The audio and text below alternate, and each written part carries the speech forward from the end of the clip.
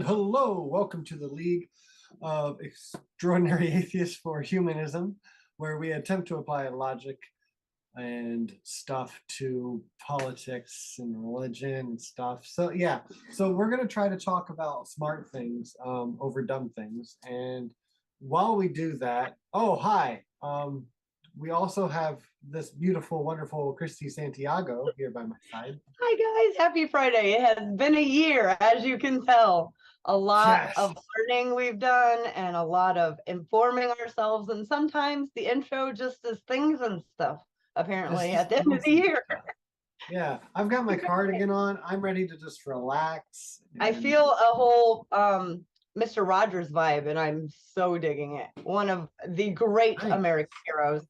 Oh, he's wonderful. I love Mr. Rogers. He really is probably in my top 100 favorite people that I don't know. Yep, I mean, that was my favorite show as a kid. Well into way past the age of it being the age appropriate, but I had younger brother and sister, so I just loved him. I was aching for a positive male figure like that in my life. That's what it was, for sure. So you will find this sad, as you should. I actually didn't appreciate Mr. Rogers until I was a parent. Aw.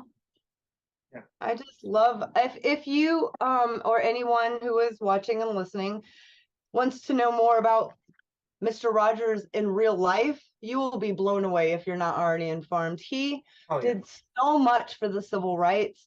Even on a kids program, he had a pool where then it was separation, black pools, white pools, and he had a little pool and he took his shoes and his socks off and he stuck his feet in the water with other colored people. And it was just such a massive thing for him to have done. And he did it like it was nothing, on purpose, on a kid's show. He's just revolutionary. That's not what we're here to talk about. However, I mean, what a humanist to, look up to. We have 3 topics for you tonight. I wanted to do something different. If you guys are like me, you pay attention to what's going on, and there's a lot of really big stories. Everyone's covering them. So there's a couple big stories that aren't really making the same kind of, noise, and I want to bring attention to those.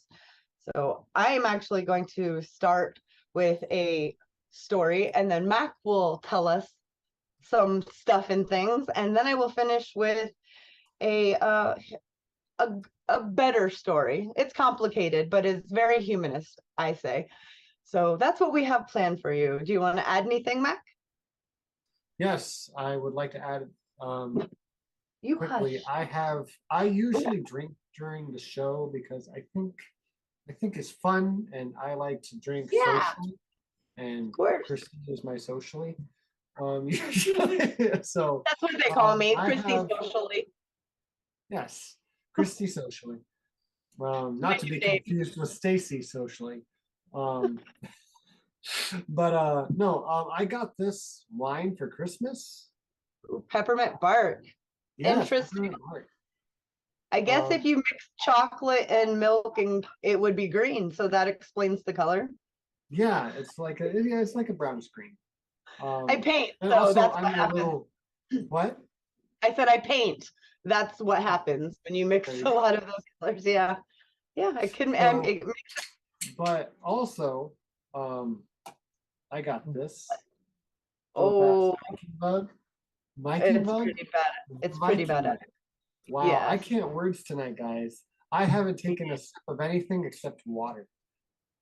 Who knows? It might do the opposite, and I forgot. I already drank all the wine and I'm pouring water right now.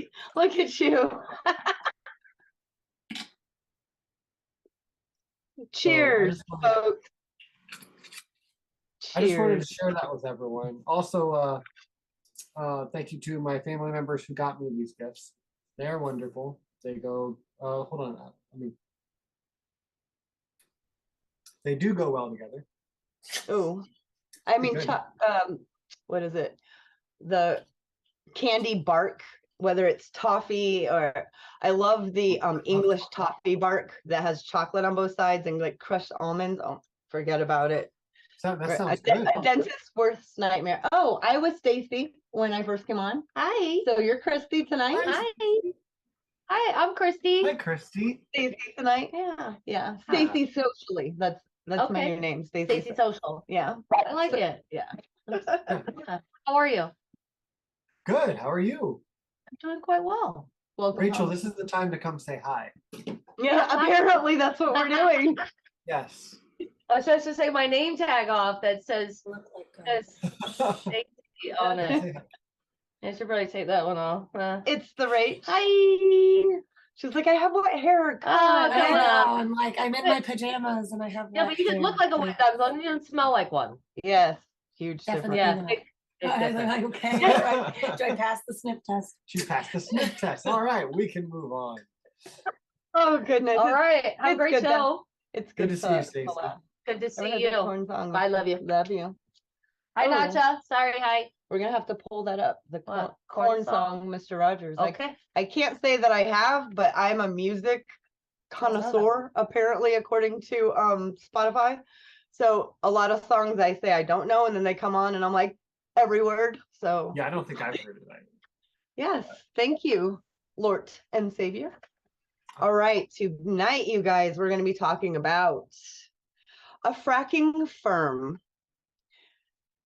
Yeah, cheers to that, right? A fracking firm agrees to pay a small town's water bills for 75 years. Fracking company has been convicted 14 years after polluting water wells in Dimock, Pennsylvania. A fossil fuel company was convicted of criminal charges in Pennsylvania this past Wednesday. More than a decade after the early fracking operation poisoned drinking water for residents of the small town of Dimock and sparked one of the first major controversies in the arise from the oil and gas boom. So, after years of legal wrangling, the company formerly known as Cabot Oil and Gas agreed to plead no contest to 15 criminal violations of state environmental laws and pay $16.3 million for the construction of a new public water supply for Dimock. So the whole water works is going to be redone for them.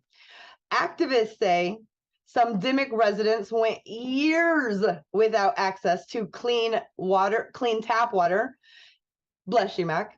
And Coterra Energy, the company that bought Cabot, will pay their water bills for 75 years under the plea deal they took with the Pennsylvania Attorney General, Josh Shapiro. Now, if you pay attention to politics in the midterms, you know that Josh Shapiro won. So he will be the new governor. It remains unclear whether Coterra will be permitted to frack. How about that? In the area in the future. But production was halted years ago as the scandal unfolded. This place, Dimock, is located in rural northeastern Pennsylvania. Dimock became ground zero for the debate over fracking on January 1st, 2009. Obama had been president for a year. When the resident's water well exploded after filling with methane. Residents had already suffered from strange rashes and headaches and many illnesses for several months.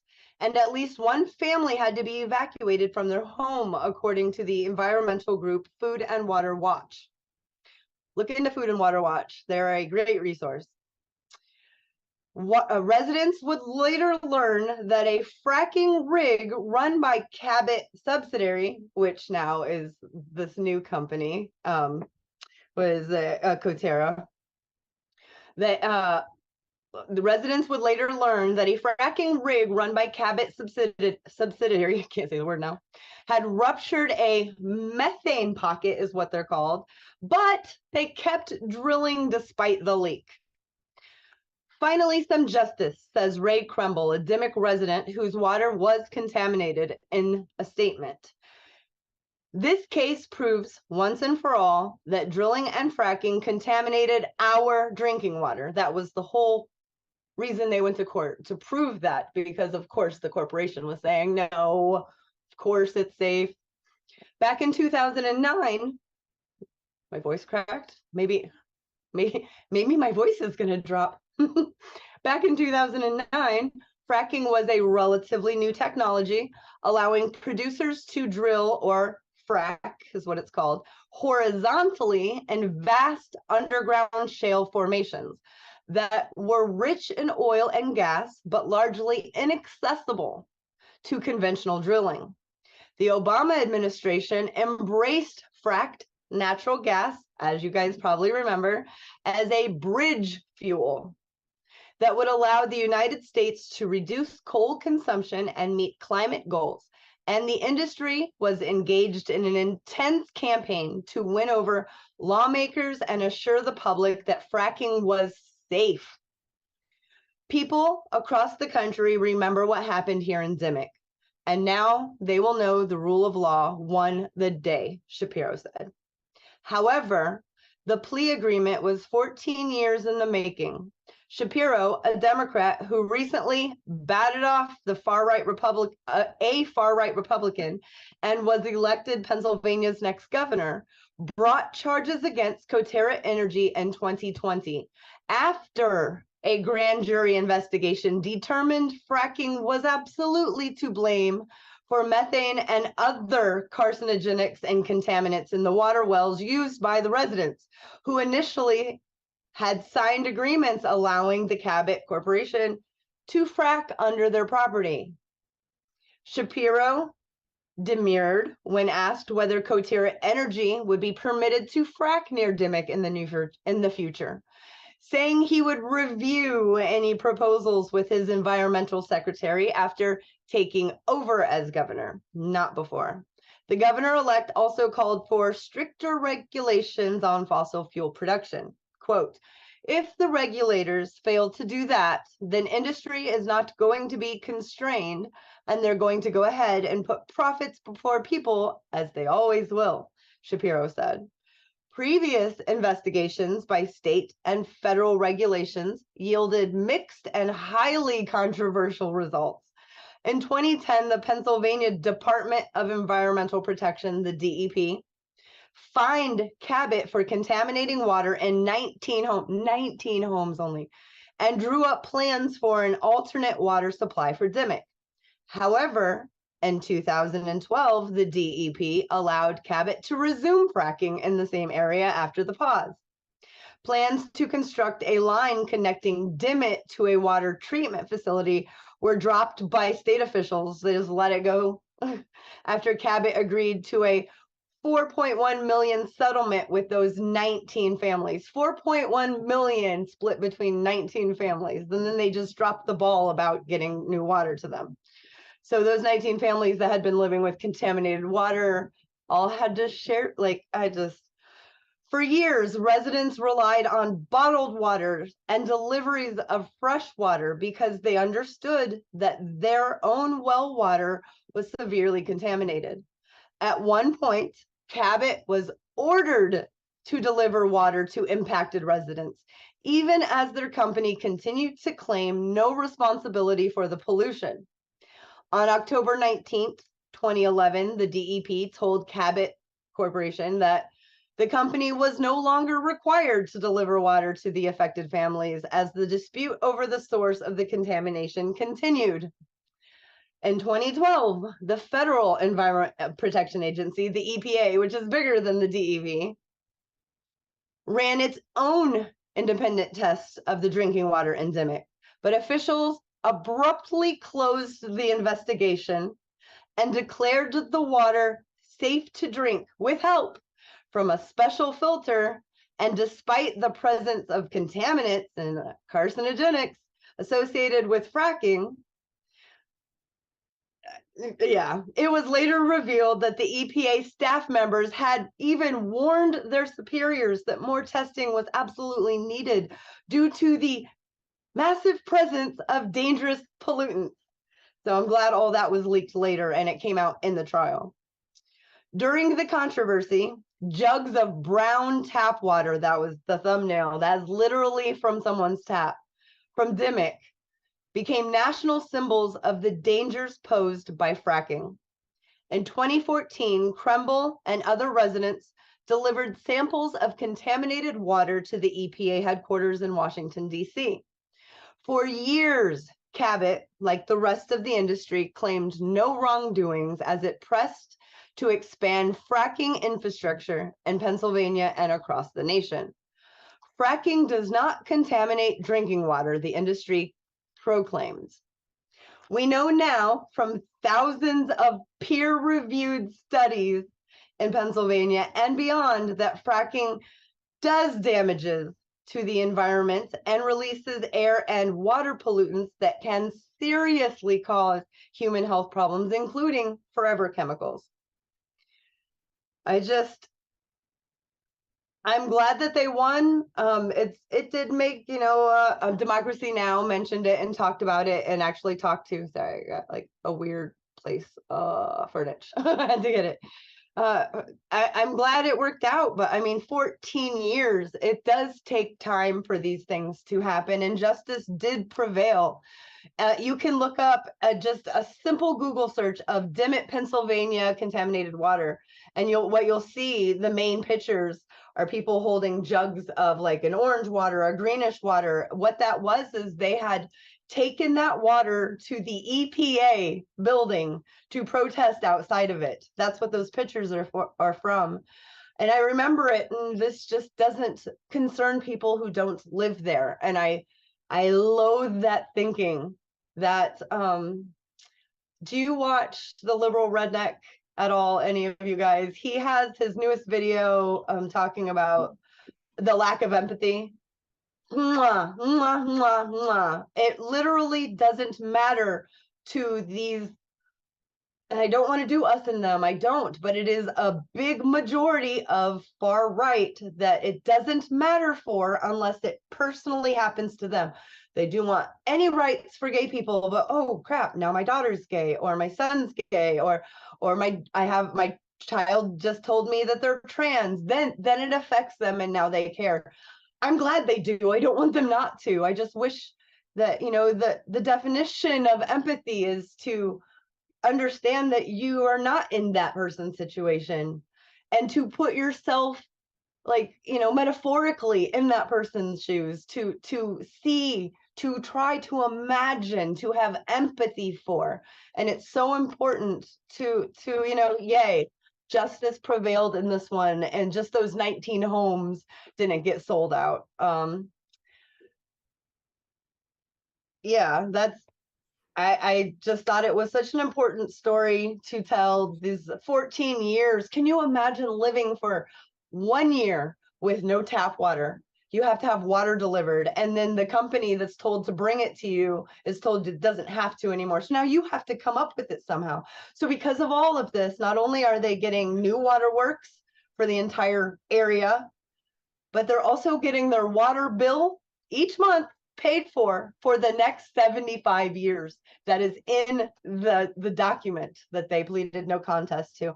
I've never heard of something like that. And so I thought, that's a big story. I think that it is perfect for a humanist channel. So I also, excuse me, wanted to add a little side story, that the Keystone Pipeline has again leak and ruined a nice piece of land. We don't need to get into it. I wasn't prepared to share any of it, but that's something else that happened, I think, this week. And the owners of the pipeline came out right away and said how much spilled and that they're trying to contain whatever, yada yada. But every pipeline that's ever been run and ran has leaked, and every single time it happens, the oil company comes out, makes a statement, says how much has leaked, so the media has something to say about it, and it's always underestimated. It always comes out later, and you know how we are about our media companies going back and updating stories. right, correcting Unless it's about Donald Trump, unless it's about him, that it doesn't get the coverage it deserves. So yeah, this is something that happened 14 years ago. But this is the norm. This is how long it takes to get justice when it comes to fighting oil companies, especially. And this is, and I mean, what just happened the other day, I can imagine that, you know, it could be next to a decade before the oil company really helps the community that it hurt this week. If, Yeah. Excuse me. And that's not just like a prediction, right? I'm not saying what's going to happen, but don't be surprised if it is, because this took 14 years, and I'm pretty sure the one with the Amazon rainforest, yeah, where there's oil all over, I think that took 15 years, and now they're still going through it, trying to get the money. And the lawyer who got them, I forget his name now, but he's the one. Steve. I just had it. It is Steven. Yeah. Can't remember. We've covered him like a couple different times. Yeah, he was under house arrest for over 800 days. Yes, insanity. They don't let their money go. No, they froze it. They froze his money. They wouldn't allow him to work or make income. But that's authoritarian, draconian. 1984, like, it's just insanity what was able to happen to an actual person who has spent his life to make the world better than when he found it. I do want to add that Dimmitt, Pennsylvania is not a predominantly Black town. I say what you want, think what you want about it. But I do think we know for a fact that pipelines, when they're scheduled to go through certain areas and those people say no, and they happen to be, of upper middle class or even, wealthier and majority white Christian straight, it sucks that I have to say that they're able to get the pipeline to not go through their area. And just like Dakota, the DAPL, it was supposed to go through a predominantly white area, and they said absolutely not. In our yard, are you crazy? We can't have spills here. So instead they went through tribal land. We have treaties. Treaties are law.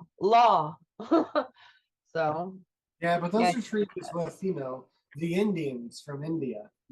Yeah, right. Golly. Yes, I know. And that was a long time ago. The doorknob say nanu, motherfucker. Hold on, I'll do it for you. High five each other. Maya. Yeah, that's an angel on earth right there. Definitely. Yeah, Maya's a very special human. All right, we have another fun one, don't we? Yep. I'm glad that you chose to cover this. I think it's huge. I'm married to a woman. It definitely concerns me, and your family. What? I know. Can you believe it? You're a woman gay? I'm not gay, but my wife is. Okay. I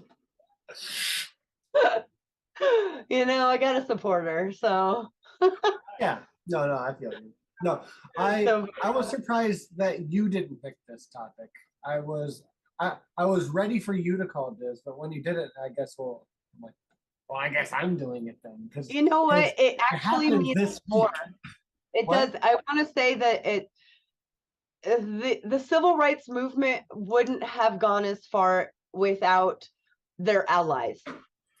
The Stonewall uprising wouldn't have made so much difference and change without the allies coming in. And I'm proud to call you an ally. Without our allies, our straight allies, our completely Christian, straight, white allies, our Black allies, are all humans being allies to each other is what humanism is about. And I'm glad that you chose the topic. It made me very proud.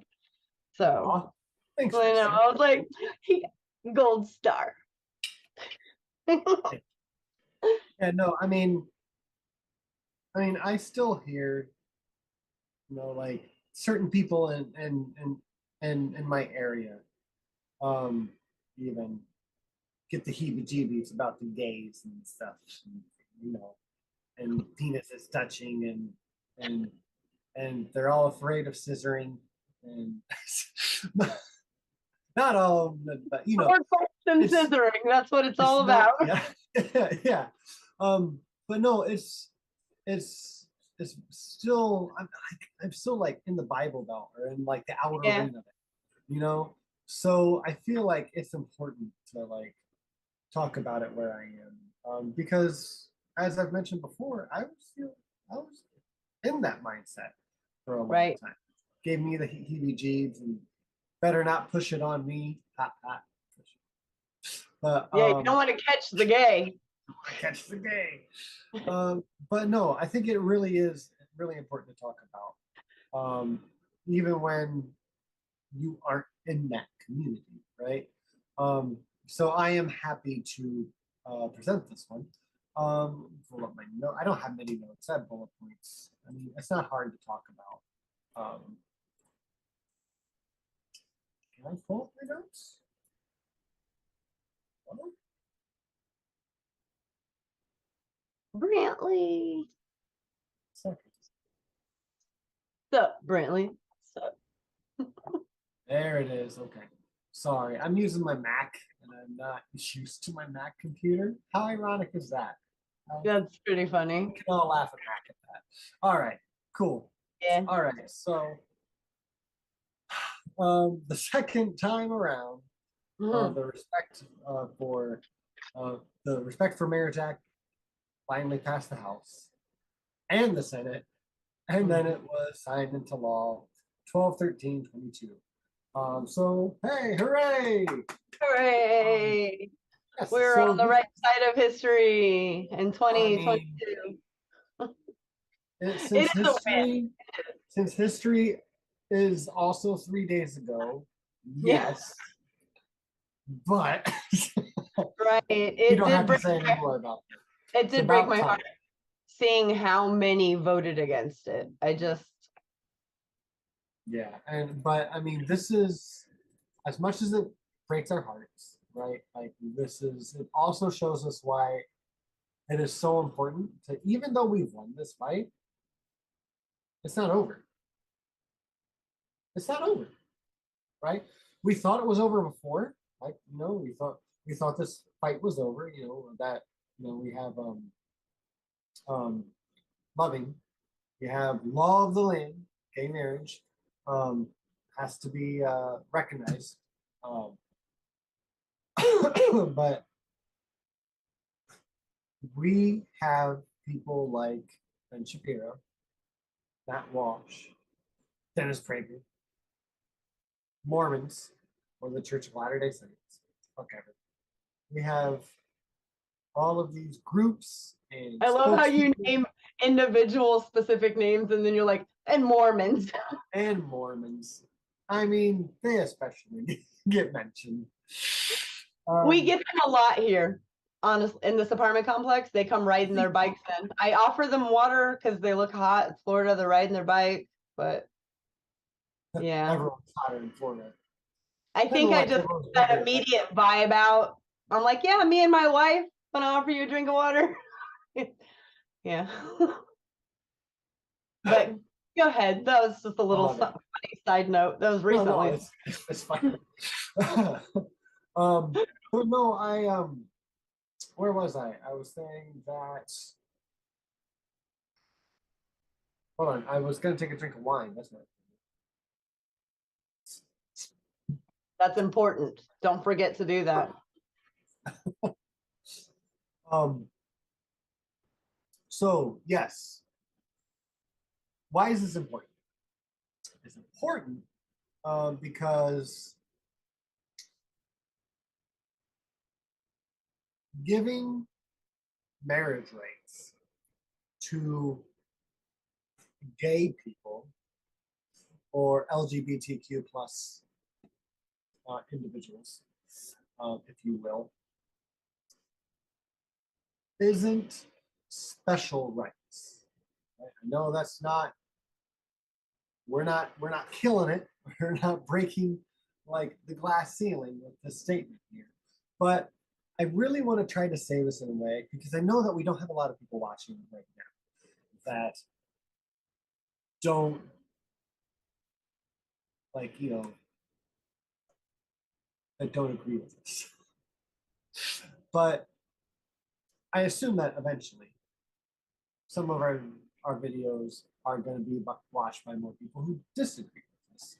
And that's really who I want to talk to. I don't want to just preach to the choir. Right. So in that sense, with that in the back of my mind here, this isn't special rights, right? We're not giving special rights to gay people Right. because, there's so many becauses. One, if only a certain, say, sect of people, certain slice of people are able to get married, then that makes it a special right. Yeah, they get the special right. Yes, it is. That's how it was already, and now it's not. It's not a special right anymore. It's just a basic right? And that's kind of why even Kamala Harris said, this is a basic human right, because that's what we're trying to make it. We're trying to make it a basic human, not a special right? No one's getting special rights with this legislation. Everyone's getting an equal right to the sanctity of marriage. And the sanctity of marriage, in a secular country, nonetheless, can be seen as religious or non-religious. And it can be between a man and a woman. It can be between a man and a man, a woman and a woman, or a bigger mix. Any two humans that love each other. Or more. That are adults. Yeah. That's not the law yet. But yeah, I agree that, however, I do not agree with the Mormon way, because listen, women can do it too. There's nothing wrong with a woman saying, I love all three of you. If you all three agree, let's do this. Yes. Polyandry. Yeah. Polyandry. Yes, it should be equal and equitable. Yes. And we did mention last week that to the privileged, equality feels like oppression. And that's what we saw from the House floor, of people crying about gay people being able to have what they already have. Like, it will diminish somehow the marriage that they've already. How? Tell me, give me. They're right in a sense, because right now before they thought it was special. And now it is less special because it is now more normalized for other people unlike them to have the same right. But it isn't just the sanctity of it, right? It's not just the notion of marriage that's important. It is the rights and the tax breaks that you get with being married. And it's so funny. It's actually fucking stupid hilarious that in some parts of America, when you live together with a person of the opposite sex for so long, you are automatically common law marriage. Common law marriage. And you don't really get a say in that. You just live together so long. You're just married. It's not important. Yeah, she's been my wife for 14 years. Same. Yeah. We just listen though, the taxes, yes, there are a lot of benefits that they want to negate, they don't want to talk about. But if something happened to me and I was in the hospital, and it just so happened to be the hospital that was closest to where the accident happens, that I'm, this example is a Catholic hospital, and she's not they don't have to let her in. If she's my wife, they have to let her in. Right. They can let her make decisions, which there are so many benefits to it. That's where I was going next. Is those kind of rights are extremely important, because It's always your next of kin or family, right? We see it on TV all the time. And when your boyfriend or your girlfriend comes to the hospital and you can't prove that you're actually family, Right. then do you get, like, we see it on TV all the time, right? Because it's true in real life as well. Like, in most cases, you can't just go in there to see your loved one if you're not related or married. So that's why it's so important. And it's basic. It's basic. Everyone deserves that. I mean, you don't need to agree with anyone's lifestyle to grant them basic human rights. That's the biggest. It's the biggest no-brainer, really. But there are a lot of people out there who have no brain, who like to argue against it anyways, and it is sad that I know so many Christians, right, and so many of them are very loving, lovely people, but it doesn't change the fact that They I don't love find, the sinner, they hate the sin. right. There's a lot of that, and I mean, there are plenty of. I think I shared a video with the LEAH group. It might not have gone through. He's a great example of a human being. He's a pastor, and he's fully in support of the LGBTQ community. And he said some very wonderful words in a few videos. I really like his stuff. And the point is that even though there's so many people in that camp who are allies, I don't know of any who are outside of the religious community who are not allies. It's just the norm outside of the religious communities. And again, not just Christian, but any. And that's eye-opening to me. It's always been interesting that since I came out of religion, I find more love for more types of people in those groups that aren't based off the loving image of Jesus, right? Right. Or at least that version of it. Right. But that part's sad. So then we come to Ben Shapiro and Matt Walsh, because they did a video together, and it was pretty disgusting and pretty illogical through and through for two illogical powerhouses.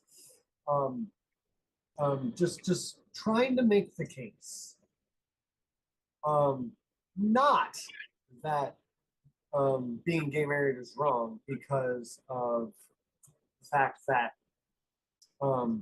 it's biblically wrong. No. This doesn't have. Oh, I mean, it has a little bit to do with religion, but not very much. The main thing is, it's not. Christy, I'm sorry to tell you, but your marriage doesn't help society because you don't make babies with Stacy. We're gonna ignore the fact that you already had some babies. Right. That didn't matter. Also, we would also really like to not. Yeah, we'd really like to not have the conversation that couples who have one or two of the people in said party are infertile, sterile. We'd like to skip that conversation because that would either debunk it or be really difficult to answer. It's inconvenient. Yeah, it would be really inconvenient. We'll use that word. It would be very inconvenient. It would be so inconvenient because that's where that takes you. If marriage is only for procreation, well then, hey, that means people who are sterile shouldn't be allowed to get married. And if marriage is only, or adopt. If God didn't want them to have kids, they shouldn't have kids. I will circle back around to that, and I promise you that. Okay. But also that and if marriage is only for forever, too, right? Because you get a lot of that in like purity culture and stuff too, where they push. You usually get those communities pushing no gay marriages and also purity culture really hard.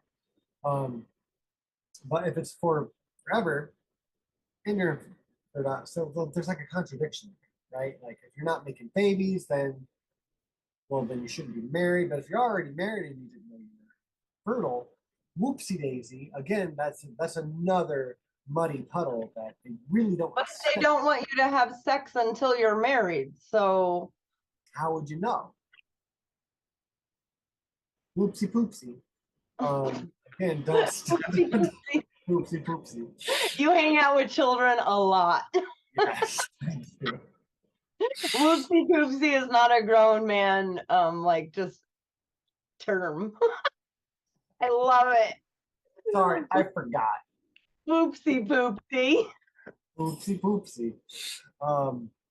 Again, yeah, it's another big hole in their logic, or it's even more discriminatory than thought, right? Because if they follow it logically, then honestly, then they do have to annul those marriages because procreation is the most important thing. Oh, yeah, that's just ridiculous. But they don't want to go that route because it's too No. hard to argue, right?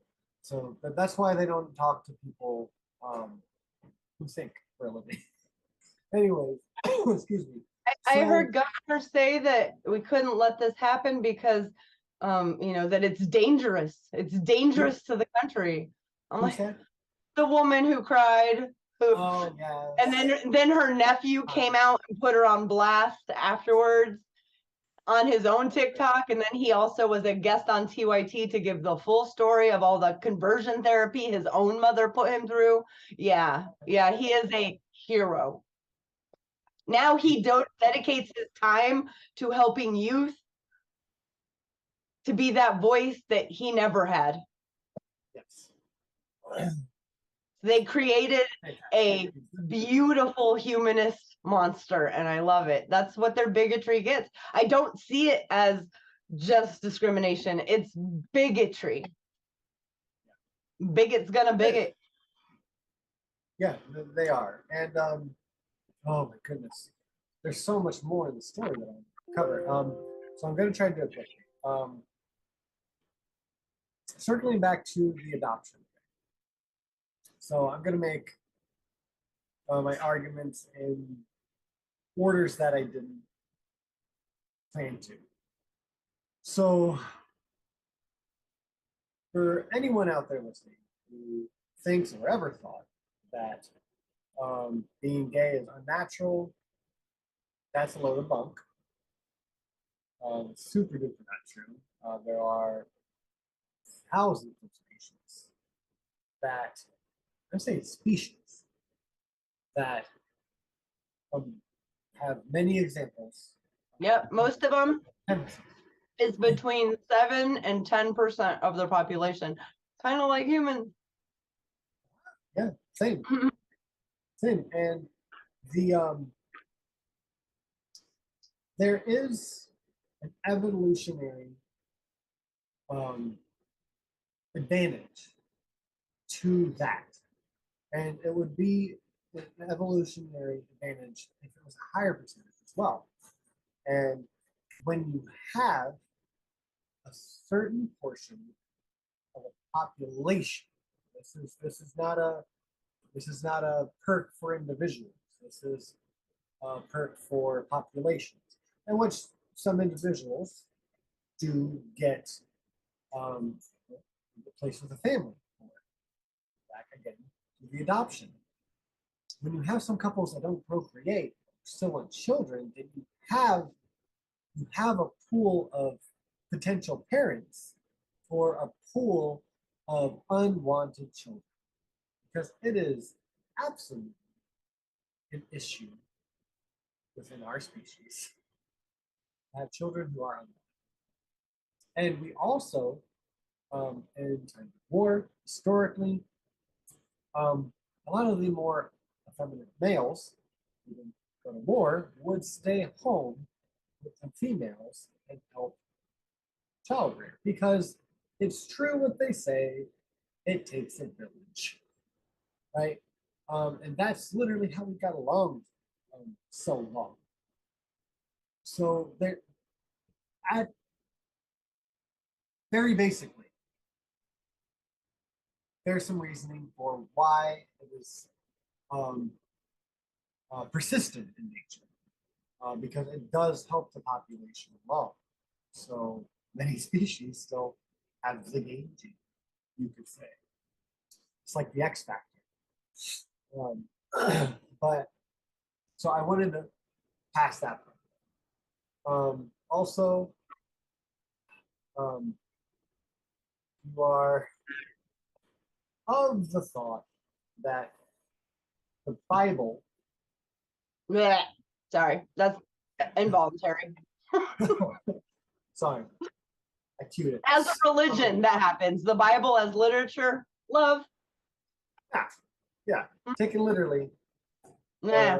Which interpretation that you Any could have of the Bible is taken Any literally. that I've come to the conclusion that any fundamentalism of any religion Yeah, is horrid.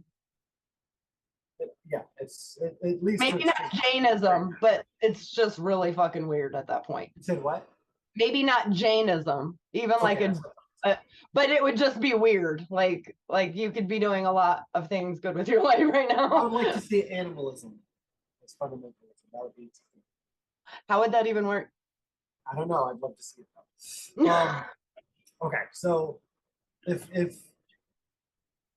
you are of the belief that the Bible defines marriage between a man and a woman, I would like to remind you that that is not necessarily true. It is defined at one point between a man and a woman.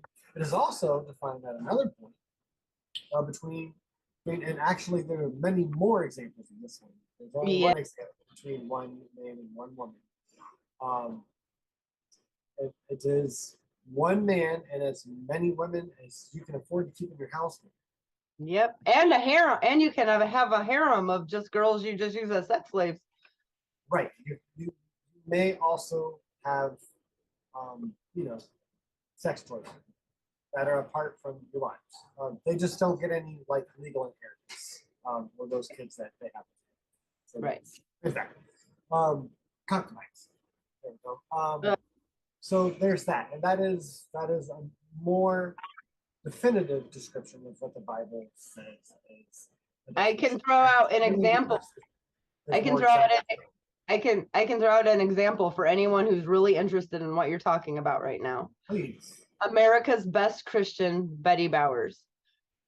She has an episode called Marriage is Between One Man and One Woman, or Biblical Marriage. So type in any of that. She literally names every time marriage is mentioned and how it's between a man and a woman, a man and three women, a man and this many women. Like it is a man and a child, a man, like it is insanity. So that one, she's fun. She's a comedian. She's super, super smart. I'm sure everyone here knows who Betty Bowers is. Definitely bow down. But yeah, she names when they say biblical marriage, I think immediately to America's Best Christian, naming all the ways the biblical marriage is mentioned. And I just have to die inside that they're actually using this to suppress people who see a big juicy booty and think the same thing that most men do. God dang. Like that's it. That's not hurting anyone. Or whoa. Or oh, don't look, that's inappropriate. Wait, is she, like or oh my god, look and beautiful girl. You have to be like, the same way. So every guy that's like, yeah, that's how I feel, right? Is that wrong? You were born that way. Could you make yourself feel like that to a man? No, because that's how you feel about a girl. I see some men that make me do the same thing and then they talk, but that's different.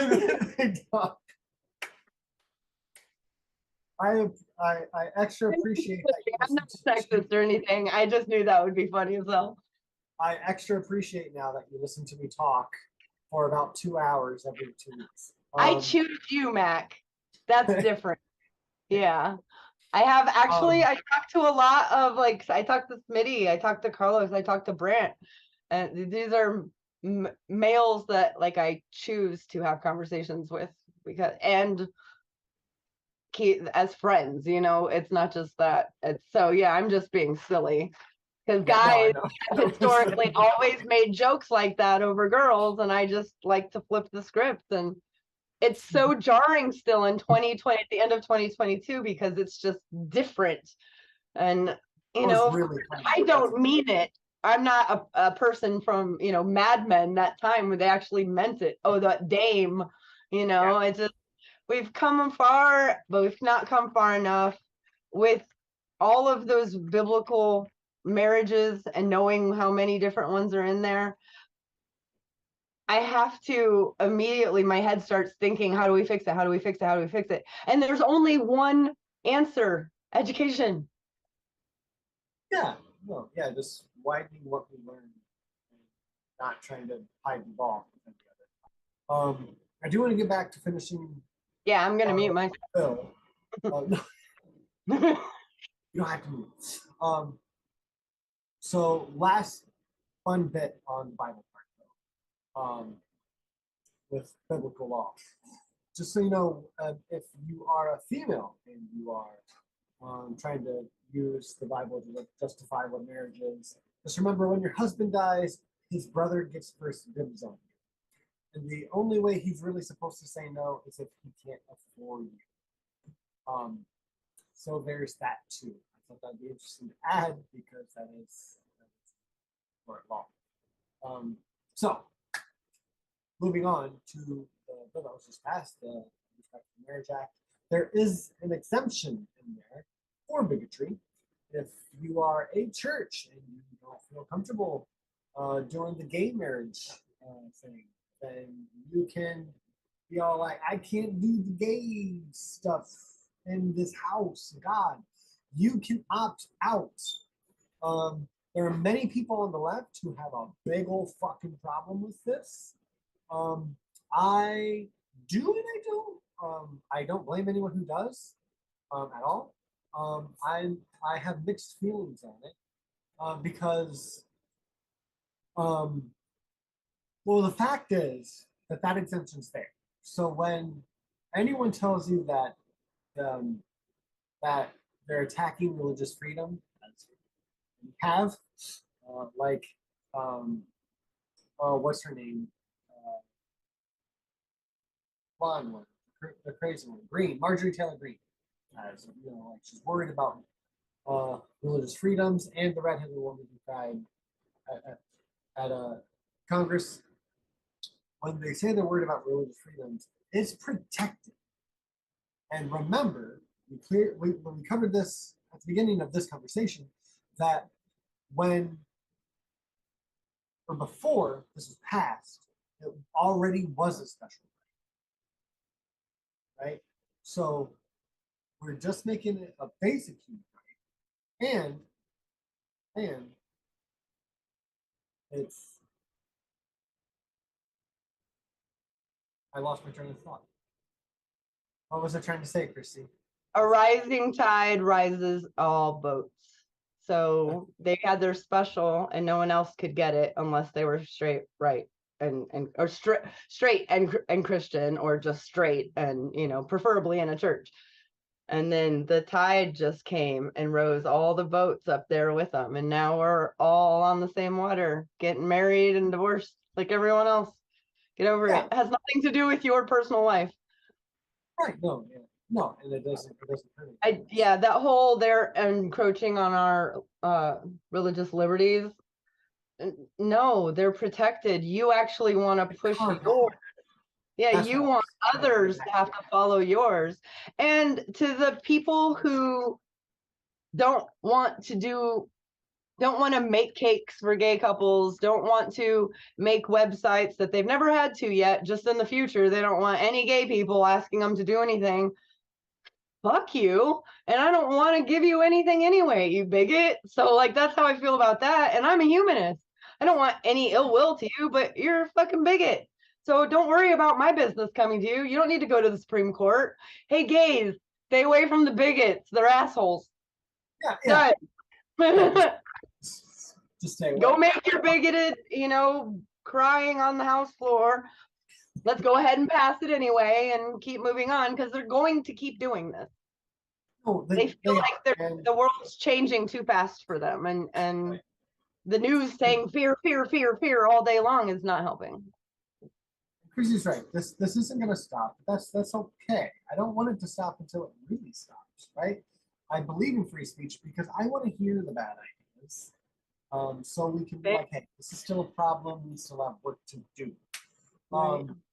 And yeah, this discriminatory nugget was carved out of this legislation. So churches could still say, no, we don't agree with this, and religious exemption, yada, yada, yada. Eventually, I don't know if I hope it goes away, honestly. I think I'm okay with it staying as long as we take tax exemption away from churches. Oh, 100% down with that. Only Yeah, been you- tax exempt since the 1970s. You don't want to participate in the society we've all agreed to, then yeah, you do. You have to pay taxes. You want specialties, then you have to pay for that. Right, yeah. I mean, if you run like a business, like every other business does, like, fine. If you want to do like charity work and stuff, you can make an organization within your organization and make that tax exempt. Dude, that's fine. I don't care if you run something out of your church that's tax exempt. Yeah, but nonprofits, service. they have to cater to everyone, and they wouldn't be able to do everyone. Yeah. I see where you're going there. You don't pay And they taxes, don't. you have to participate in this. Yeah. How about a deconversion therapy for you guys? How about some of that? So that's part of the separation of church and state. Like, if you don't want us in there, then then we have to treat you like everyone else, pretty much, right?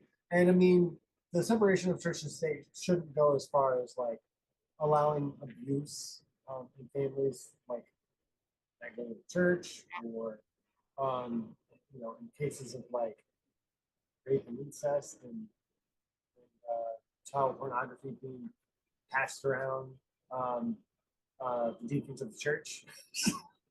State should definitely get involved in that stuff. The church obviously can't handle it at that point. But there's just too many reasons. So again, I'm okay with this part about staying there if we take the tax exemption away. Otherwise, I think it's good that they should have to cater to everyone, just like every other nonprofit. I think that's only fair. I mean, as Jesus says, give Caesar, Yeah. What is his, basically. I can't quote Jesus very well.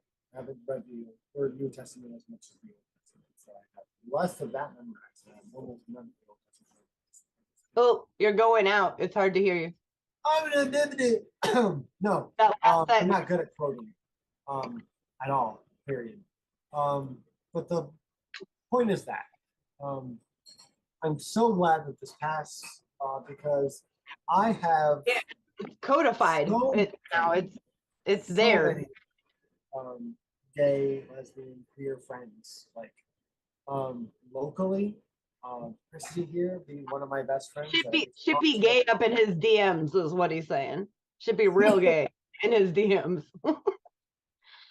on the daily. Thanks, Christy. You're welcome. That's what I'm here for. But I'm very happy that this has passed, and I'm very glad that we got to talk about this tonight. Yes, I am elated, and also Congratulations. thank you. Yes, it's like Cheers. it's really, really fucking scary, to think like, really, what is happening? Like Roe and then that, like you're gonna have people in the streets like crazy. You start do it was just yes. Go ahead. There was one more thing. I wanted to say this line. Okay. One of Ben Shapiro's main arguments, not just his, but a lot of them, right, is look, the ad-loving, the Supreme Court's already ruled that gay marriage is a law of the land, right? We already have. We don't need to pass a law. We shouldn't pass a law.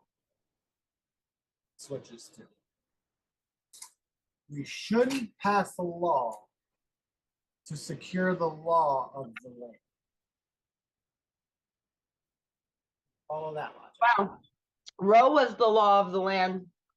It didn't get secured. Right. And I mean, obviously we know that, but just the line, it's already the law of the land. We don't need a law to enforce it. Excuse me? Sometimes I Yeah, have you to speak speak too so much. fast that my jaw has been on the floor and back up and my eyes are big at the next thing he's saying. You know, I'm just like, Yeah. his It's sister. just- yeah. Like I can only Anyone else pointed out that way. Shapiro cringe. I do watch to consume what people, you know, what is the arguments out there. But his sister, I can't. It makes me seriously want to take something sharp and stab my ear. Like just like I can't. I can't. Yeah, she's very ignorant. It's very sad. But there are That's so many ignorant. smarter Jewish people who listen to it. Yes, much smarter. Okay, talk about smart before I go into our last amazing topic about American Hero. I need all of you guys to know about. What about that fission this week? What about that fission? You guys been paying attention to science if you haven't, and like, who are you and why are we friends? Okay. Fusion, sorry. Yeah, he knew what I was talking about. Fusion. Yes. No, I read this long thing on fission today, and only because of the whole fusion thing. I can't listen, I can't even wrap my mind around all the things they're already thinking about what they're going to be doing next with it. I can't. I need to figure out what you guys are talking about. So I can figure out you guys. It's just insane. Was it like 1.5 times more energy came out than they put into it? That sounded like what Neil deGrasse said today. He's a great communicator, but reading the science journal, I was like, I either smoke way too much weed and I'm dumber than I've ever thought, or I need someone that can communicate this to me. I didn't go to college science. I love science and I've educated myself. I'm science literate, but this isn't like my everyday science on, this is in the garden and everyday science. This is crazy shit.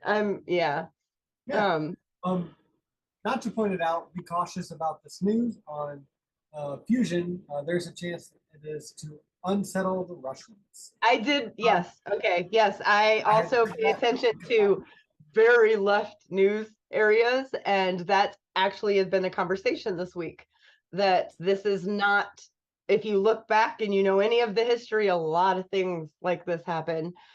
And it would be horrible if this was for anything nefarious. It would be, we don't deserve to be here. We don't deserve dogs. Like we just need to just die out, if that's, because that is decimation yeah. Anyway, we're going to talk about an American hero. Okay. It is complicated. Mac and I actually disagree on this topic. We agree on like 99% of it, but we have had debates on this topic. And is this the death penalty? Yes, it is. It's the only one. It's the one where, and it's okay. That's why it's so important. It's so important for people to see people vehemently disagree. Disagree and just be okay that you explained why. I understand why. If I felt that way, I would follow that out. That's so important to see that. However, get off. It's not about me. I'm not the hero here. Governor Kate Brown. Dun, dun, dun, dun. Governor Kate Brown commutes sentences of all on Oregon's death row. Governor Kate Brown announced Tuesday that she would commute the sentences of all 17 individuals on Oregon's death row to life in prison without the possibility of parole, the latest in her end of term string of clemency decisions. Quote, I have long believed that justice is not advanced by taking a life, and the state should not be in the business of executing people, even if a terrible crime placed that person in prison, Brown said in a statement sent out in a press release. Quote, this is a value that many Oregonians share. The governor also directed the Department of Corrections to dismantle the state's death chamber. Yeah, verklempt. Like, oh. Oregon has not executed anyone on death row for a quarter century, and Brown continued the moratorium that the former governor, John, I hope I'm gonna just murder this name, John Kitzhaber, put in place in 2011. Governor-elect Tina Kotek, who like Brown and Kitzhaber before her, are Democrats, and they're personally opposed to the death penalty. And she is personally opposed to the death penalty based on her own personal religious beliefs, and said during the campaign that she would continue the moratorium. However, I have to stop right there. I agree with a lot in the story. That really rubbed me the wrong way. You're an elected official and you're making legislative decisions on your personal religion. I don't care if it is on my side. Separation of church and state, bitches. Even if that means that this would be different, it has to be the same. I'll continue. Sorry, that just really bothered me. Voters have gone back and forth on the death penalty over the years, abolishing, then reinstating it, repeatedly. Voters' most recent decision on the death penalty was in 1984, when they inserted it into the state constitution. So it is part of the constitution there. Oregon is one of 27 states in the United States that authorizes the death penalty, according to the National Conference of State Legislators. One of those death row inmates is Randy Lee Guzik, who was convicted in 1988 and sentenced to death for killing Rod and Lewis Hauser of Terringbone. Sue Shirley, the Hauser's daughter, said Tuesday she was unaware of the governor's decision to commute Guzik's sentence and had not heard from the state directly. I don't agree with that. Let's be humans first. They should be told, have time to process it, and then the public's told, period. She says, I'm horrified and outraged, and I don't know what this means, Shirley said on Tuesday. Will true life be true life? Meaning, will he actually stay in there? But it will be without parole. Shirley noted that Guzik has been sentenced 4 times over the past 24 years as the legislature has changed rules, though his death penalty sentence has been repeatedly upheld. I want to side note, you guys, this is why having the death penalty is so fucking expensive, way more expensive than just life, no parole. Because of this, 4 times over the past 24 years, that state has had to pay for 2-3 years of putting all this together, paying for the lawyer. The family who's been decimated by this horrible crime has to go through this again and again and again because of the death penalty. Every time the family's hoping for the death penalty, getting more angry about it each time. And it's just, no. Okay, so she says, all I know is that we never get a say. 48 jurors have said the just sentence was the death penalty, but that's been a moving target. The legislature has changed the rules time and time again, and it's just been a nightmare. In 2019, the legislature passed a bill that limited the crimes that qualified for the death penalty by narrowing the definition of aggravated murder to killing 2 or more people as an act of organized terrorism, intentionally and with premeditation killing a younger child younger than 14, killing another person while locked up in jail or prison for a previous murder, or killing a police, correctional, or probation officer. More than 2 years have passed since the Brown administration dismantled Oregon's death row. She dismantled the whole chamber, a move that acknowledged the effective end of capital punishment in the state. Brown said in her statement Tuesday that commuting the sentences of people currently serving on Oregon's death row was consistent with what she described as lawmakers' near abolition of capital punishment in Oregon. Unlike previous commutations I've granted to individuals who have demonstrated extraordinary growth and rehabilitation, this commutation is not based on any rehabilitative efforts by these individuals on death row, Brown said. Instead, it reflects the recognition that the death penalty is immoral. It is an irreversible punishment that does not allow for correction, is wasteful of taxpayer dollars, takes decades and decades, does not make communities safer, and cannot be and never has been administered fairly and equitably. 12 of the 17 people on death row are white.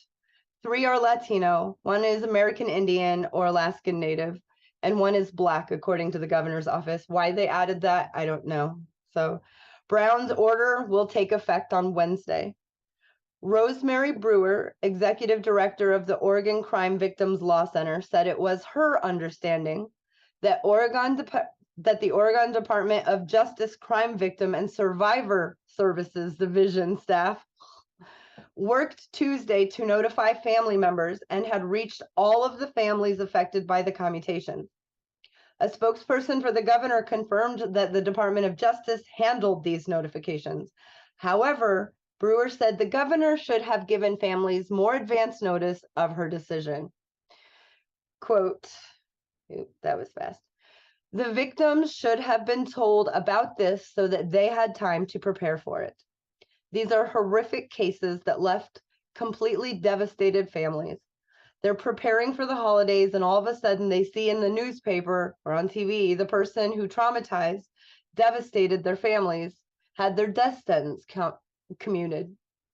Among the convicts whose sentences Brown commuted is Jesse Caleb Compton, a Springfield man who was convicted of killing his live-in girlfriend's 3-year-old daughter in the late 1990s. The girl's body showed evidence of horrific abuse, and prosecutors called it the worst case of child abuse they had ever seen. Patty Perlow, the Lane County District Attorney who prosecuted Compton, said that as heinous as the killing was, it no longer even qualifies for the death sentence under the new definition of aggravated murder the legislature passed in 2019. When the legislature passed that bill, it did not include torture of a child in the definition of aggravated murder. They need to fix that. I don't want for death penalty, but for life in prison. Only the premeditated murder of a child. The charge wasn't pled that way. That's scary because then he can take that back to court. Yeah. One of Compton's appeals for post-conviction relief went to trial in 2012.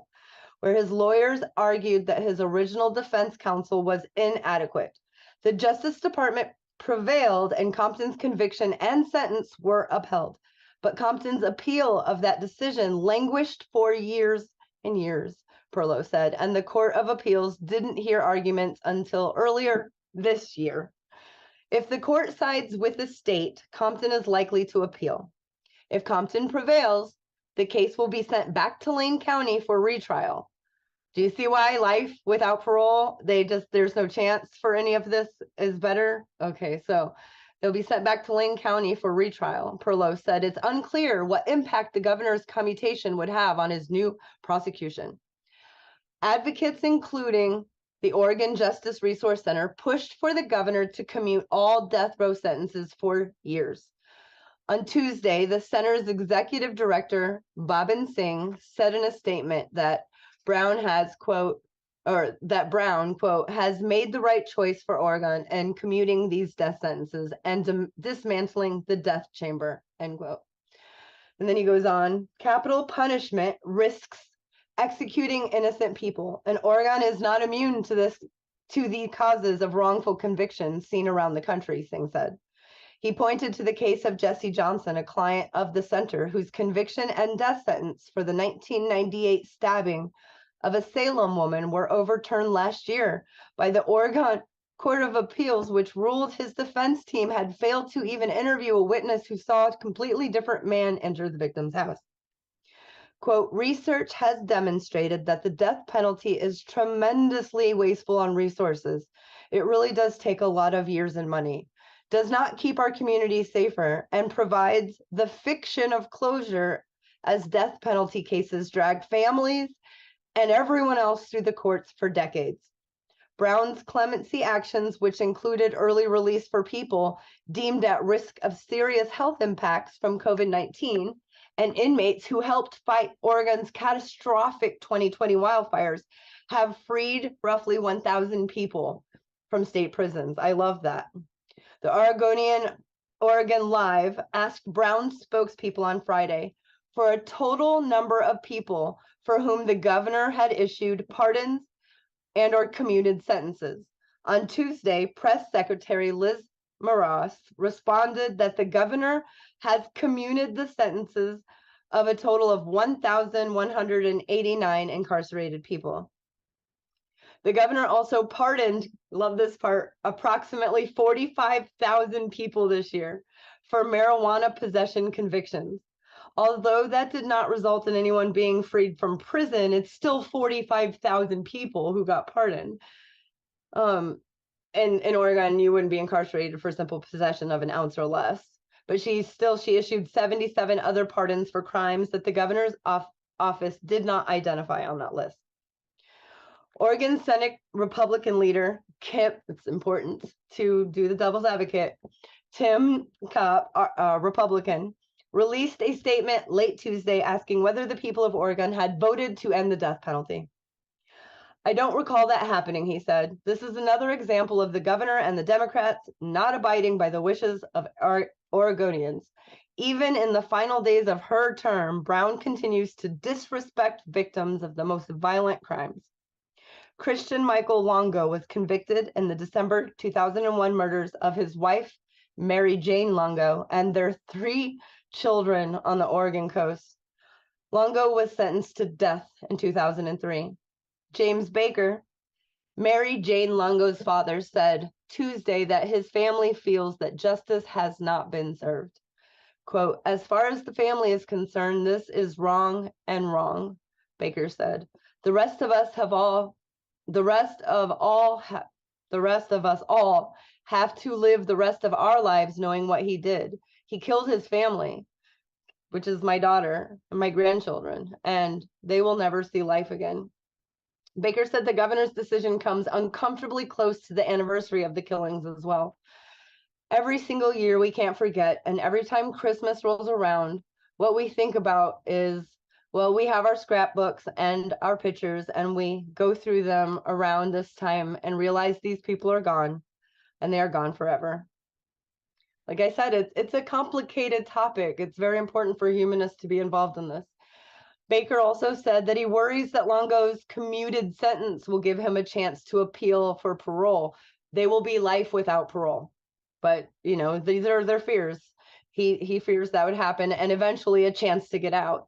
He says he's worried for his family's safety if Longo, who's now 48 years old, were to ever get out of prison. Among the defendants who were sentenced to death but saw their sentences commuted Tuesday were the father and son team of Bruce and Joshua Turnage. Yeah, I know their story. They were convicted of the aggravated murders of the Oregon State Police Senior Trooper Bill Hakeem and Woodburn Police Captain Tom Tennant. When a bomb that the Tinges built exploded inside a Woodburn bank on December 12th, 2008. The Turnages the Turnages also were convicted for injuries to the Woodburn Police Chief Scott Russell, who survived but lost a leg and endured dozens of surgeries.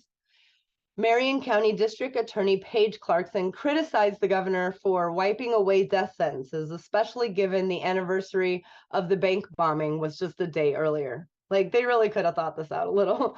But while I am not surprised at the governor's disregard for victims in this way, I grieve the loss of these courageous men and for the dearth of Oregon leadership that is disrespecting their memories, Clarkson said in a statement. One of Clarkston's deputy district attorneys, Matt Kemme, said he's prosecuted 5 murderers who initially were dealt death penalty sentences by juries. 3 of those sentences stood until Tuesday, that of the Turnages and of Robert Langley, who killed 2 people in separate attacks in 1988.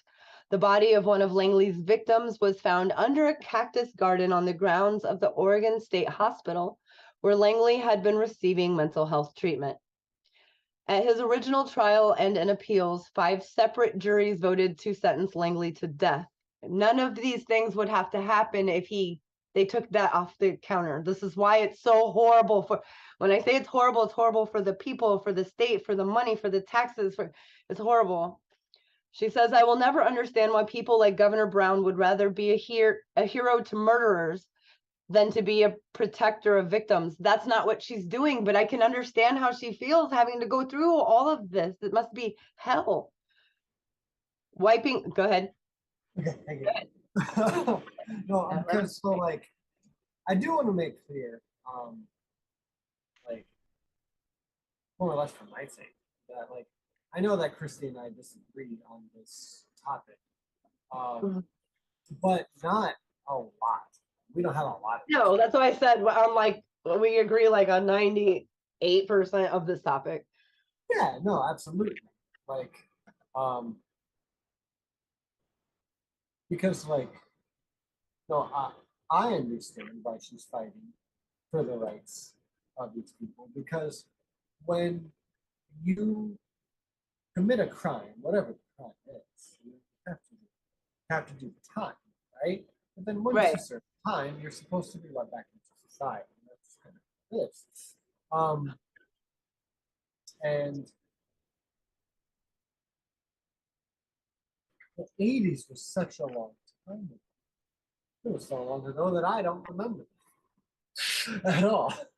But I think it's irresponsible to think that someone, or the version of someone that a person was or is in the 80s, is that same person today, whether or not they were a monster or not, right? It's silly to think that Bernie Sanders is the same person he was in the 80s, even though he probably has a lot of similarities, right? But people change over time. Sometimes they get worse. Sometimes they get better. Sometimes they just stay in that gray area and they bounce around a lot. Right. And for that, I don't want to get too far into it while you're in the middle of the story, but I do want to like clarify and also let everyone chew this over while they're listening to you. Is that like, for the most part, I don't think that the death penalty should be important. Only in cases, kind of like if you watch a secular talk, Kalinske show, like the most egregious, right? That's pretty much where I am. But 99.99999% of the time, I don't think it should be employed, and it's because don't kill people or we'll kill you. Huh? Don't kill people or we'll kill you. My logic won't follow in my head. I think once you kill like 25 people, I don't think I have any hope left for you that you'll be rehabilitated. Like no, but you know what? Medicine can learn from someone like that, locked up, obviously never being able to be free again. But we could learn a lot. Right, but I don't. Yeah, and I don't want to.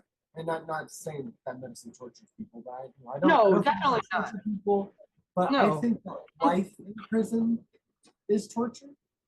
I think life in prison is torture.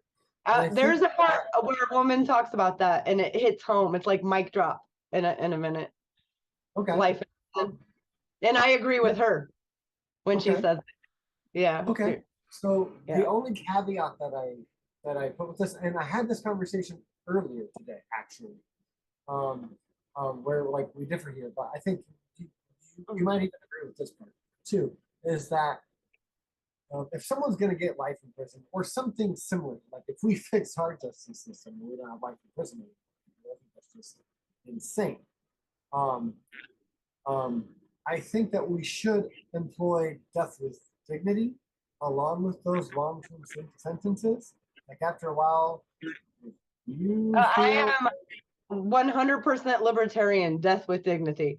I think an adult human, they're not hurting anyone else. Yeah, yes, I'm with the countries that already, help the people who are, they don't want to just like die miserably in pain. They want to choose when to go. Yes, 100% humanist on that as well. or if they don't want to spend 50 years in prison, they're like, you know what, that's too much of a punishment for me. I think I'd rather just check out. I think there should be a small waiting period.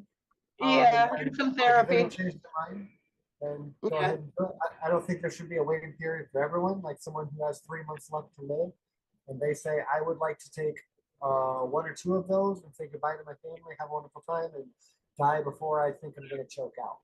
Like, that's Yeah, no, I'm with you. Yeah. Yeah. I think Yeah, their that body, has their to be choice. an option. Yeah. So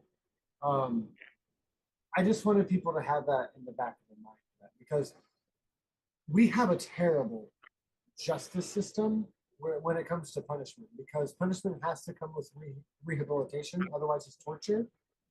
And then the death penalty is Just punitive. just as good or It's better. just punitive for the most part. I'm not saying places aren't trying to do better. There are. And I can do a show about that if you guys are interested in jails that are actually trying to do things better. But okay, back to she had said, I will never understand why people like Governor Brown would rather be a hero to murderers than a protector to the victims. And that wiping away death sentences is hurting many family members of those who were murdered, he said.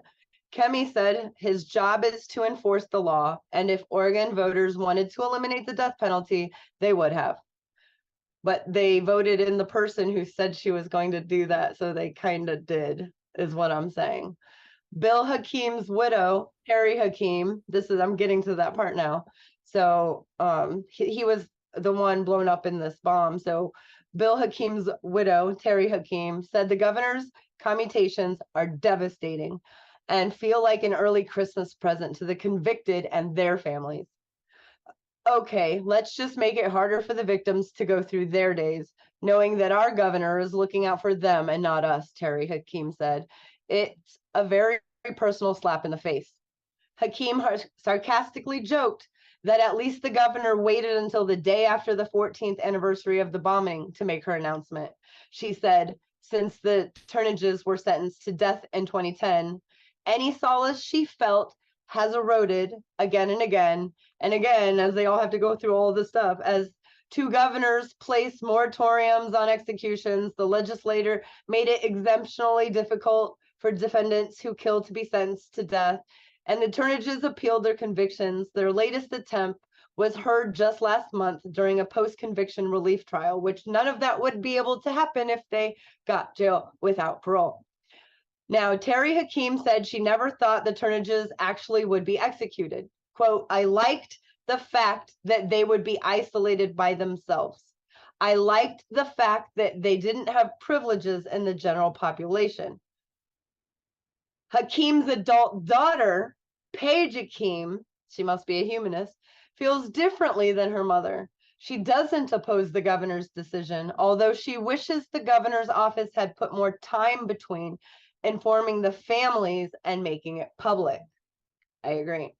She said she was at work and hadn't had a chance to open an email sent from the state Tuesday afternoon until after the governor had already made her announcement and a member of the news media had reached out to her. But Paige Hakeem supports the governor's decision because she doesn't support the death penalty. Quote, I have no kind thoughts for the murderers of my father.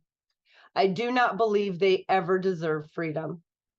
But she added, quote, the justice to me is making them live their entire life with their crime and to know that that crime they did will never allow them freedom again. And that's how I feel. Death is cruel and unusual. We need to get above that. Now, here is the complete list, and the list I will link this here in a second. The list of every single person who got theirs commuted, what they did. You guys, if you're morbid like I am, you would have read it too. I'm not saying I did. I'm saying, you know, it's not something I want to read again. And knowing all those things, as a mom, my stomach turns, and I've even admitted to you, I do have empathy, and I don't need to be in someone's shoes to know how they feel. I can't imagine how that feels, but at the same time, that is such a devastation. Nobody can know how they're going to feel when that happens to them. I would love to believe in myself enough to know that my convictions would still hold true, like Hakeem's daughter. I'm so proud of that. It just, that's the easy way out, man. And no state should, no government should kill their citizens get that, should disconnect right away, immediately. So that's, you know. I agree. I mean, because like humanity's supposed to be better than just humans. You know, us as individuals, like we should make each other better. Yes. Here's a fun one. I feel like I may have said this on here before. I think this is about dealing with a murder in the family. Right? You want justice, and that justice should take the form of that perpetrator's day in court, and jail time, and appropriate rehabilitation, because said person deserves that. But I don't blame anyone. Speaking from a point of empathy, right? If something happened to one of my kids, like if someone like wholeheartedly killed one of my children, you know, I think I would, you know, want to cross that line, and given the opportunity, I might just go ahead and do that.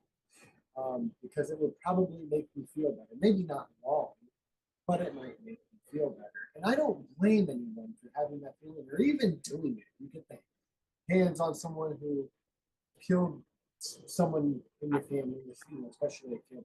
Even, you know, because we don't blame someone if it's in the moment, right? Someone's trying to kill family, they do kill a person in the family.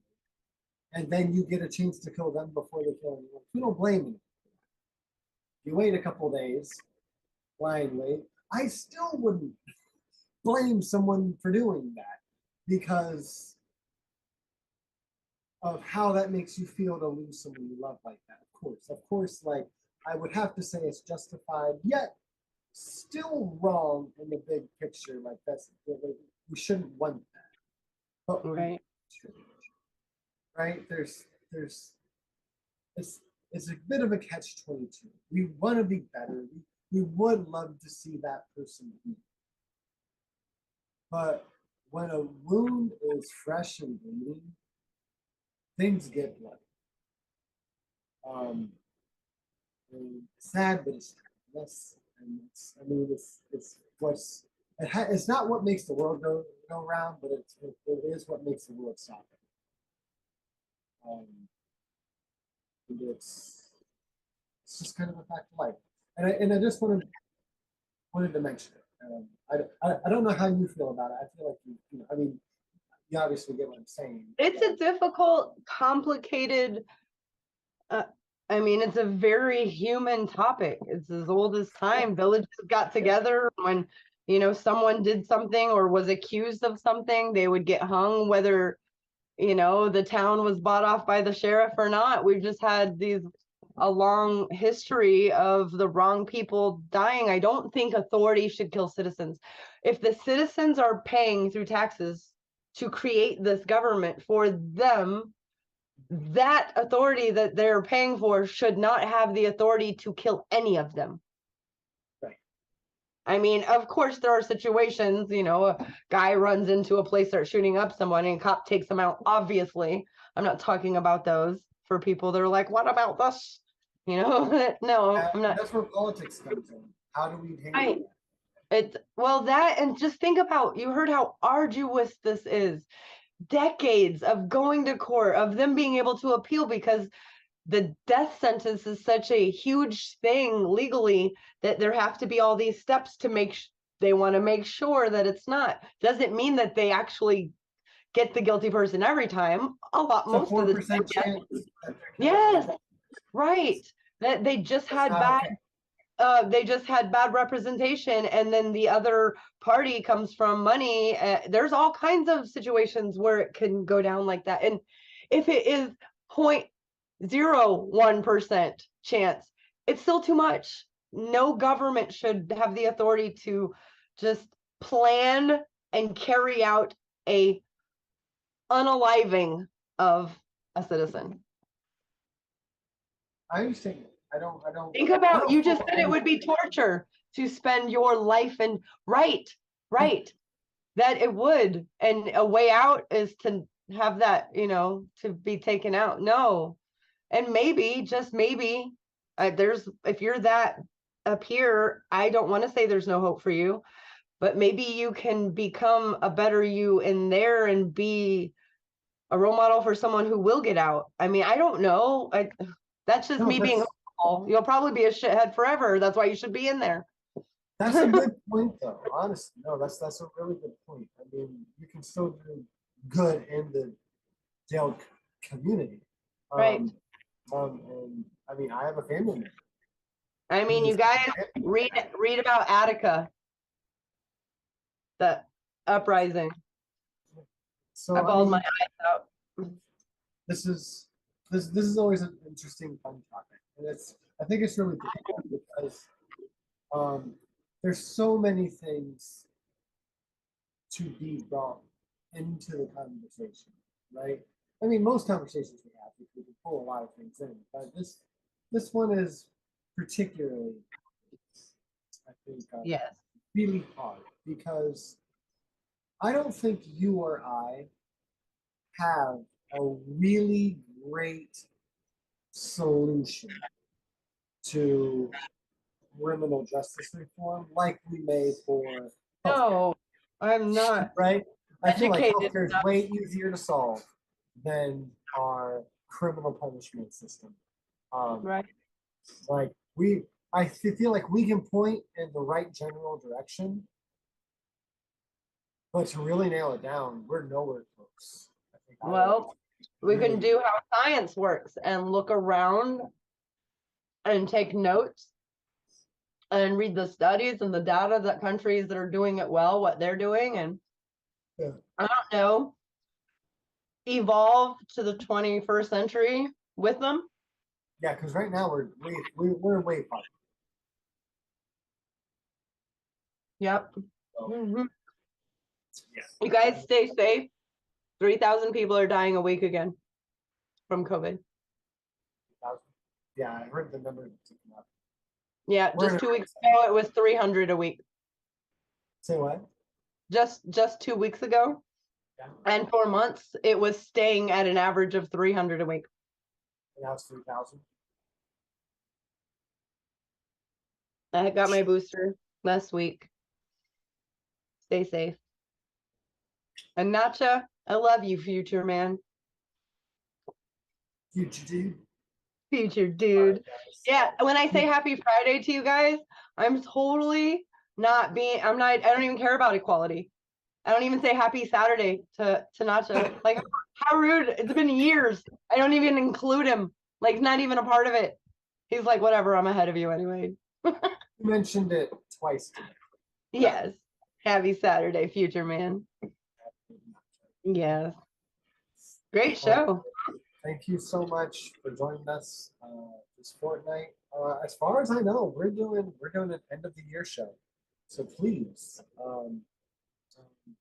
make some time for us. Yeah. Facebook, the LEAH League of Extraordinary Atheists on Facebook. You can comment some topics or message either of us some things that you think would be fun. It'll be end of year, so we make the rules. We're grown-ups. I eat cake for dinner if I want. Tell us your favorite and least favorite story. Yes, and you can join Discord. You can join Discord and watch movies with us on movie nights, because that's fun. Yeah. It's BYOB, which mine, the B is Bud, and for his is, Sometime when we have 3 hours to watch a movie, we need to watch The Watchmen. Yeah. Oh, I want to see it so bad. So bad. I know. I want to see it so bad. All right. It's decided. All right. We love you guys. Good night. Love you guys. Stay humanist for godless sakes.